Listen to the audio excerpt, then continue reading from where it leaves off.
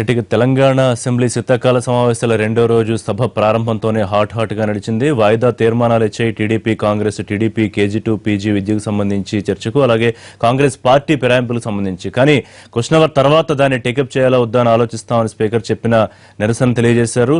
కానీ కాంగ్రెస్, టీడీపీలు షాక్ తినేలా వెంటనే 5 నిమిషాలకే సభా వ్యవహారాల శాఖ మంత్రి Harish Rao suspension motion move చేశారు. దాన్ని స్పీకర్ యాక్సెప్ట్ చేశారు. దీని మీద జానారెడ్డి ప్రతిపక్ష నాయకుడు తీవ్ర స్థాయిలో నిరసన వ్యక్తం చేసి వాకౌట్ చేశారు. అసలు ఏం జరిగింది పూర్తి డీటెయిల్స్ మా కరెస్పాండెంట్ చంద్రశేఖర్ అందిస్తారు. చంద్రశేఖర్, మొదట్లోంచి చెప్తున్నారు సభా కార్యక్రమాలకు అడ్డుకుంటే తీవ్రమైన చర్యలు ఉంటాయని. కానీ కేవలం సభ ప్రారంభం 5 నిమిషాల్లోపే సస్పెన్షన్ వ్యవహారం ప్రతిపక్షాలని షాక్ కు గురిచేసిందా? బయటకు వచ్చాక వారు ఏం వ్యాఖ్యానిస్తున్నారు? మొత్తానికైతే అధికార మొదటి నుంచి చెప్తున్నట్టుగానే ఈ రోజు వ్యవహరించింది. పోడియంలోకి వస్తే సస్పెండ్ చేస్తాము అన్న విధంగానే ఈ రోజు పోడియంలోకి వెళ్లిన కాంగ్రెస్ సభ్యులను 5 నిమిషాలు తిరగకుండానే సస్పెండ్ చేసింది. మొత్తం 9 మంది కాంగ్రెస్ ఎమ్మెల్యేలు ఈ విధంగా సస్పెండ్ అయ్యారు. పార్టీ ఫిరాయించిన ఎమ్మెల్యేల మీద చర్యలు తీసుకోవడంలో స్పీకర్ జాప్యం చేస్తా ఉన్నారు. ఇది ఉద్దేశపూర్వకంగా జరుగుతుంది. కోర్టులు చెప్పినా, సుప్రీంకోర్టు చెప్పినా కూడా వింటలేదనేది వీళ్ళ ఆరోపణ. అయితే వీళ్ళు ఈ పథకాన్ని ముందుగానే కాంగ్రెస్ పార్టీ రచించుకుంది ఈ రోజు సభను స్థగ్నం చేయాలని. అయితే ఈ విషయాన్ని పసిగట్టిన టీఆర్ఎస్ ఏమాత్రం కూడా కాంగ్రెస్ కు అవకాశం ఇవ్వకూడదు, సభా కార్యక్రమాలు అడ్డుకోవడానికి అనే వ్యూహంతో వాళ్ళు వచ్చారు. అందుకోసమే ఇలా లేచారో లేదో లేచి లేవగానే వెంటనే మొత్తం ఎవరైతే సీట్లోంచి లేచారో వాళ్ళందరినీ కూడా సస్పెండ్ చేసి బయటికి పంపించేసిన పరిస్థితి ఉంది. అదేవిధంగా టీడీపీ కూడా ఇదే అంశాన్ని ప్రస్తావించింది. అలాగే వాళ్ళు వాయిదా తీర్మానం ఇచ్చిన కేజీ2 పీజీ విద్య మీద లేచి ఆందోళన చేయడానికి సిద్ధపడగా వాళ్ళిద్దరిని కూడా నిర్దాక్షిణ్యంగా సస్పెండ్ చేశారు. కాంగ్రెస్ ఎమ్మెల్యేలు ఈ పరిస్థితిని ఊహించలేదు. 1-2 సార్లు అవకాశం ఇస్తారు. ఈ ఫిరాయింపులకు పార్టీ ఎమ్మెల్యేలను రక్షిస్తా ఉంది ప్రభుత్వం అనే దాన్ని ఎండగట్టడానికి, రిజిస్టర్ చేయడానికి అవకాశం దొరుకుద్ది అనుకునేది కాంగ్రెస్ పార్టీ అనుకుంది.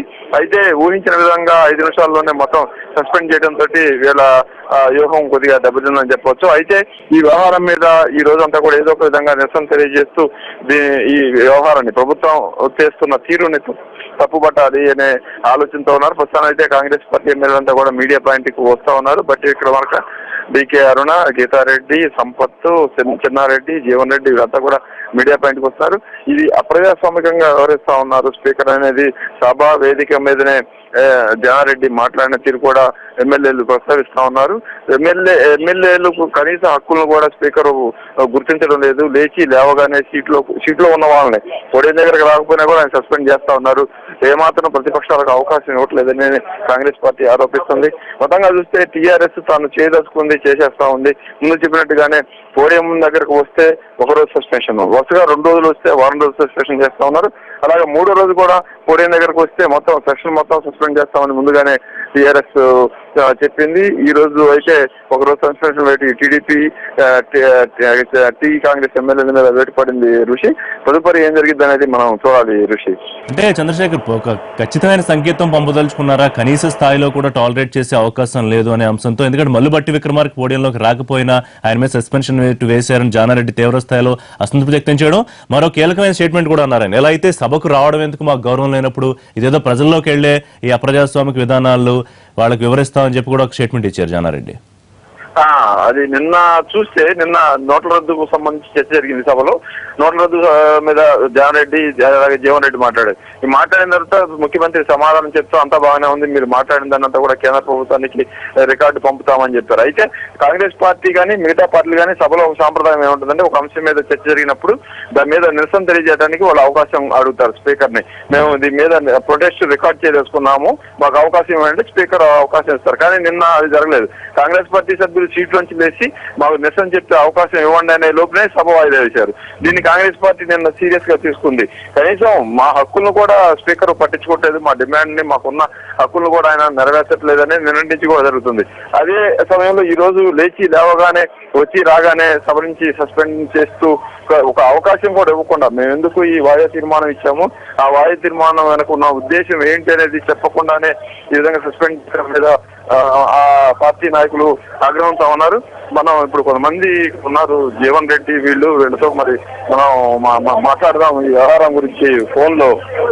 సార్ చెప్పండి, ఏం జరిగింది లోపల, ఎందుకు ప్రభుత్వం ఎంత నిర్ణయం తీసుకుంది? ఇప్పుడు గౌరవ ముఖ్యమంత్రి గారు ఏది ఇస్తున్నదో ఒకవైపు నీతివంతమైనటువంటి పాలన, అవినీతి రహితమైనటువంటి సమాజాన్ని అందించడమే బాధ్యత భావిస్తా అని చెప్పి నేను గొప్పలుగా చెప్పుకున్నటువంటి ముఖ్యమంత్రి గారు ఏ విధంగా రాష్ట్రంలో రాజ్యాంగాన్ని అతిక్రమించి పార్టీ ఫిర్యాదులు ప్రోత్సహించడం జరుగుతుందో, గత సంవత్సర కాలం పై అయినప్పటికీ కూడా ఏదైతుందో ఇంతలో పార్టీ ఫిర్యాదులపై స్పీకర్ గారిని నిర్ణయం తీసుకోకపోవడమే కాకుండా ప్రభుత్వం ఏకపక్షంగా అడ్డదారిగా మరి ఏ విధంగా ఒక నియంత్రిత ధోరణితో రాష్ట్ర పాలన చేయడం జరుగుతుందో దానికి నిరసన వాళ్ళు ఏదైతుందో ఈ పార్టీ ప్రయాణికులపై వాయిదా తీర్మానం ఇవ్వడం జరిగిందో కానీ స్పీకర్ గారు ఏ మాత్రం కూడా అవకాశం ఇవ్వకుండా కనీసం అంశాన్ని సభలో లేవనెత్తలేకుండా సాధారణంగా ఏదైతున్నదో వాయిదా తీర్మానం ఇచ్చినప్పుడు ఆ వాయిదా తీర్మానాన్ని చదివి వినిపించి దానిపై మా కామెంట్ తీసుకుని తదుపరి నిర్ణయం తీసుకుని ఉంటుంది. కానీ ఏ విధమైన అవసరం లేకుండా 10 నిమిషాల లోపల సభ్యులను సస్పెండ్ చేయడం అనేది వాళ్ళు ముందే ప్రిపేర్ అయినట్టు కనబడుతుంది. వాళ్ళు ముందుగానే ఏదైతుందో కాంగ్రెస్ పార్టీ వాళ్ళు ఏ విధమైన నిరసన వ్యక్తం చేసినా వాళ్ళు సస్పెండ్ చేసి హౌస్ కి బయట పంపించేసేయాలి, ఏ చర్చలో వాళ్ళు పాల్గొని కూడా చేయాలి అనేటువంటి ఒక ధోరణితో ఉన్నట్టు ఏదైతే ప్రభుత్వ విధానం కనబడుతుంది. అయితే ప్రతిపక్షాల తర్వాత వాయిదా తీర్మానాలు తీసుకుందామని కదా అనుకున్నారు కదా, దాన్ని మీరు ఉల్లంఘించారు, అందుకని ఇలా చేసామని చెప్తా ఉంది అధికార పక్షం.